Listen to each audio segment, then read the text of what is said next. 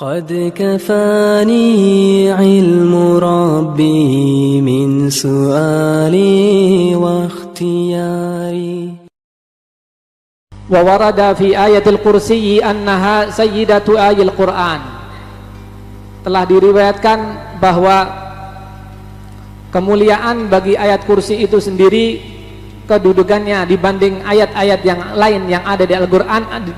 Ayat kursi adalah sayyidatu, penghulu, pemimpin bagi ayat-ayat suci Al-Quran yang lainnya, menunjukkan betapa tingginya pembacaan ayat kursi tersebut. Wa anna man qara'aha ba'da kulli salatin maktubah lam yakun bainahu wa baina dukhulil jannati illa ayyamut.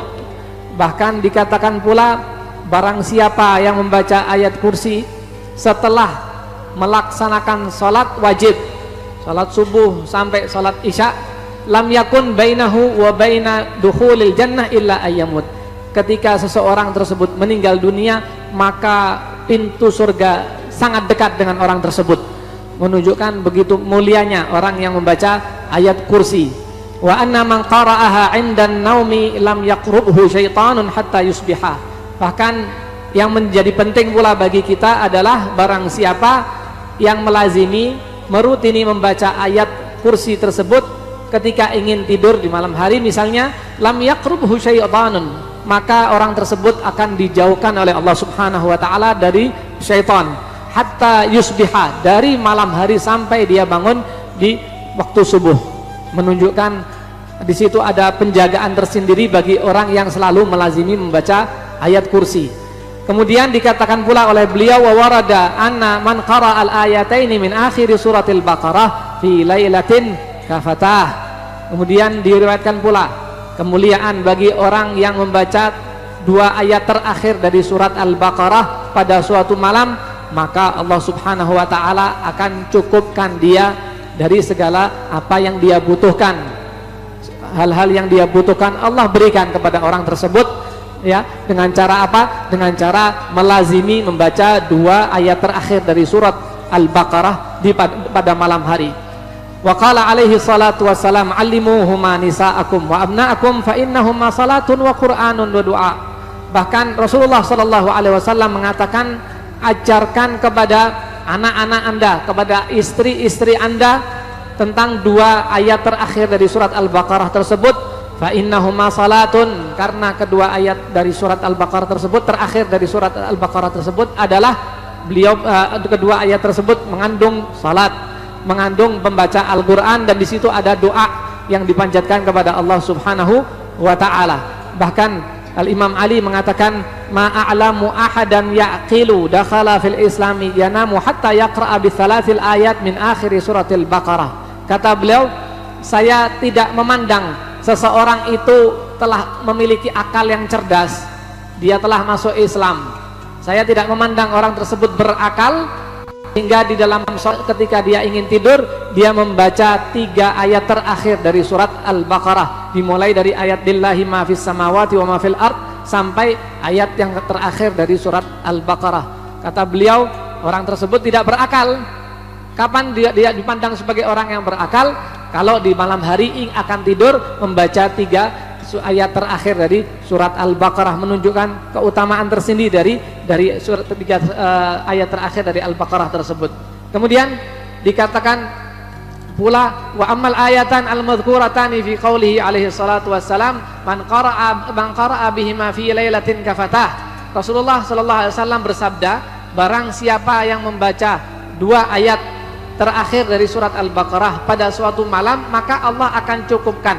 Maka kedua ayat tersebut adalah amanar rasulu bima unzila ilaihi mir rabbih sampai ayat yang selanjutnya. Para ulama mengatakan makna dari kafatahu itu adalah kafatahu ma ahammahu, bahwa Allah Subhanahu wa taala akan mencukupkan apa yang menjadi kebutuhannya. Ya, kehidupannya yang serba halal namun cukup untuk menjadi kebutuhannya sehari-hari. Banyak orang di luar sana yang sudah dikasih rezeki sama Allah Subhanahu wa taala berlimpah namun selalu merasa tidak cukup, bahkan sampai harus memakan harta yang haram sekalipun, wal iyadu billah. Maka melazimi dengan membaca kedua ayat tersebut, insyaallah akan dicukupkan kehidupannya oleh Allah Subhanahu wa taala. Al-Imam An-Nawawi mengatakan yajuzu ayyakunal muradu bikafatahu ay ma'ahmahu wa min qiyamil lail. Bahkan pendapat Imam Nawawi tentang arti makafatahu adalah bisa diartikan satu, ma'ahmahu, Allah akan cukupkan segala kebutuhannya, tapi juga bisa diartikan wa min qiyamil lail, bahwa kedua ayat tersebut, ya, kedua makna tersebut bisa masuk dalam makna makafatahu. Ya, dari keterangan di atas maka hendaklah hal ini menjadi satu hal yang lazim untuk bisa kita rutinkan. Nasihat tersebut saya khususkan bagi saya al-fakir dan antum sekalian, mudah-mudahan dimudahkan oleh Allah Subhanahu wa taala untuk bisa melaziminya. Akhir kata, wassalamualaikum warahmatullahi taala wabarakatuh. Waalaikumsalam warahmatullahi wabarakatuh. Alhamdulillah, tadi amalan yang insya Allah kita bisa amalkan. Setiap ba'da sholat jangan lupa membaca ayat kursi. Setiap mau tidur jangan lupa baca ayat kursi dan ditambah amanar rasul, ya. Dan kalau orang yang merutinkan membaca ratibul haddad itu ada di situ. Jadi sudah setiap hari ada itu ayatul kursi dan amanar rasul juga ada di situ. Jadi dibaca. Ojo mikir hasil, karena kita ini ditugasi oleh Allah hanya untuk mengamalkan, bukan untuk menjadikan amalanku hasil orang. Kau ngamal gitu, hasil dan tidak itu Allah yang ngaturkan nanti. Apalagi ini ucapan Rasul, ucapan para salihin. Kalau kita amalkan, insya Allah kita yakin pasti ada hasilnya. Tidak mungkin sia-sia. Amalan sekecil apapun di sisi Allah itu besar, dosa sebesar apapun di sisi Allah itu kecil, ya. Dilakukan, ajak anak istri kita melakukan. Jangan galau terus, mumet bae bendino mumet, entuk duit mumet ra entuk duit mumet, di bojo mumet ra di bojo mumet, di anak mumet ra di anak mumet. Baca itu ayatul kursi, dibaca, baca itu amanah rasulullah unzila ilaihi min rabbi wal mu'minun kullun amana billah, maca terus bendino. Ojo nganti ora. Ayah saya sebelum tidur itu dulu rumah kami, ya, sama ayah itu punya jendela kecil-kecil, jendelanya itu 2 atas bawah gitu. Itu kurang lebih ada 15 atau 20 jendela.